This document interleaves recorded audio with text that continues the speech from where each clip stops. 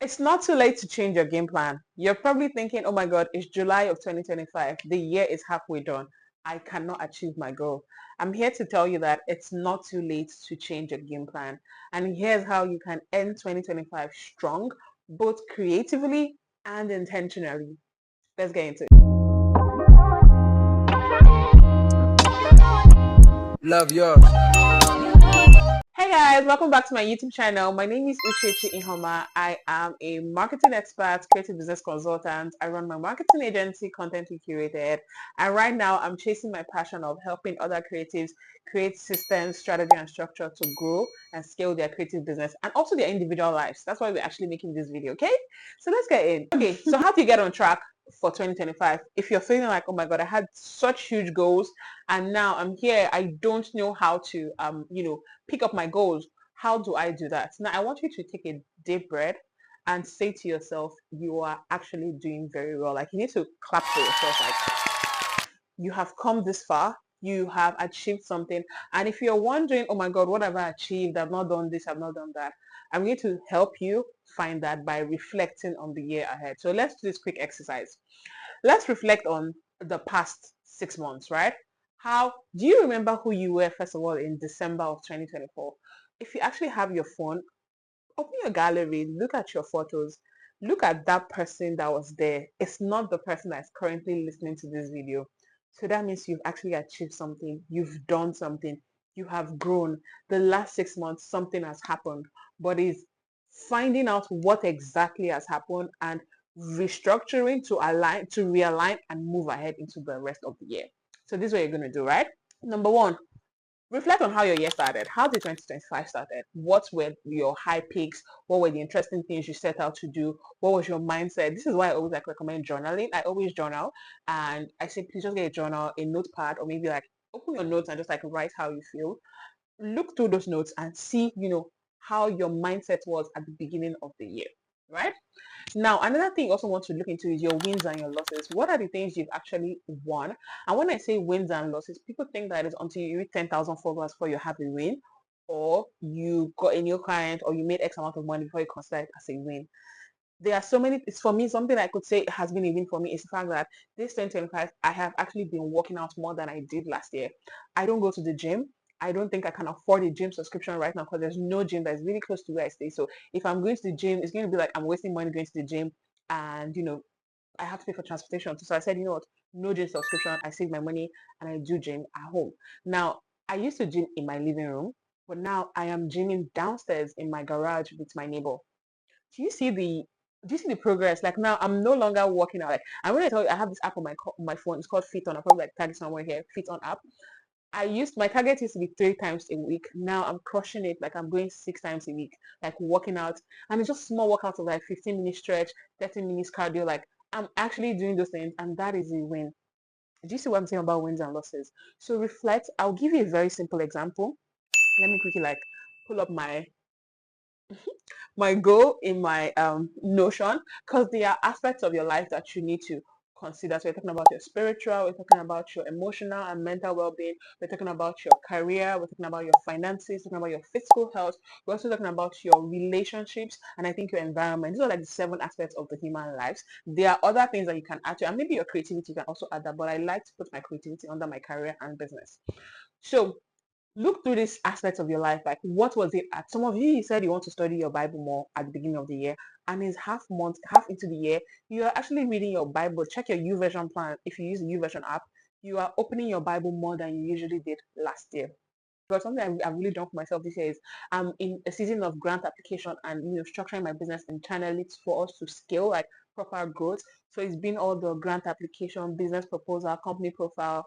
There's one thing that's skipping my head, corporate governance, all of those things. Like trying to learn it for my business to grow as a corporate entity. And we've not really gotten so much clients, but that wealth of knowledge, those things now being applied to my business.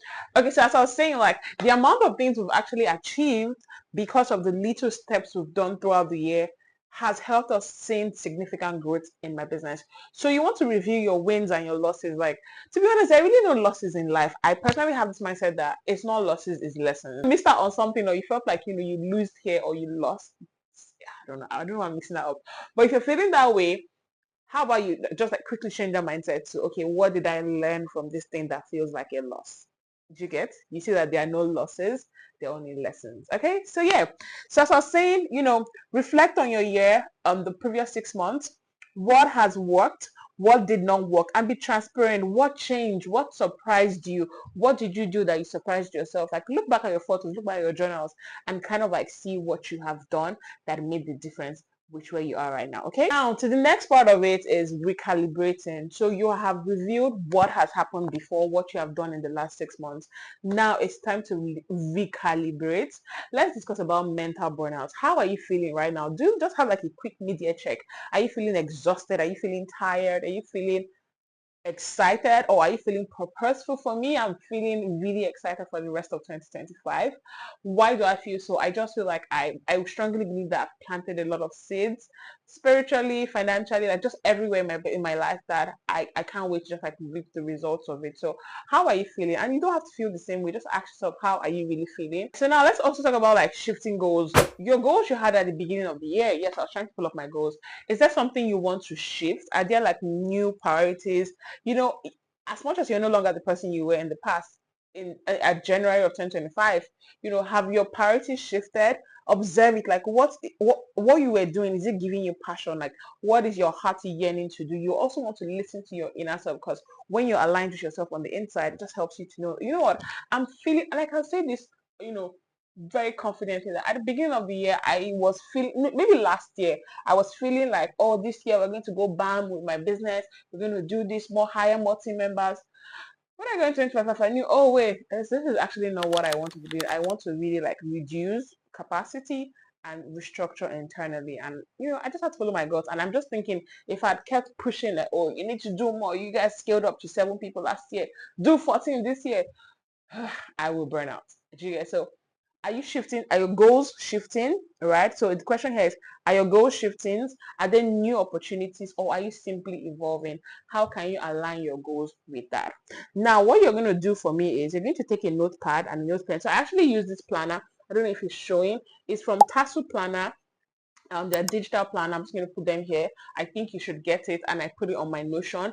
It's very, very good. Like it has everything, my goals, my vision, my content plan. Like it's just really, really robust in my opinion. So you want to go back to your goals, like I mentioned, your personal dev, your spiritual, your finances, your mental health, your emotional health, your physical health, your business, or perhaps your career. Do you understand? So what you want to do there is now ask yourself, before the end of 2025, what can you achieve? Category, what is the what you want to achieve for your health? Say you want to honor your body, you want to fix your teeth, get braces, and whiten my teeth. I still want to do that. So how are you going to do that? Probably like work out 3 times a week, work out on, fit on, continue my swimming classes, see my body as a temple, and only feed it with things that are worthy. Get a housekeeper to help with meal prepping, visit Amara Medical Care for dental appointments. This was at the beginning of the year I wrote this. So what can you do from July to September about a particular goal? Can you perhaps start taking ginger shots, or resume your swimming classes? I'm just using myself as an example here.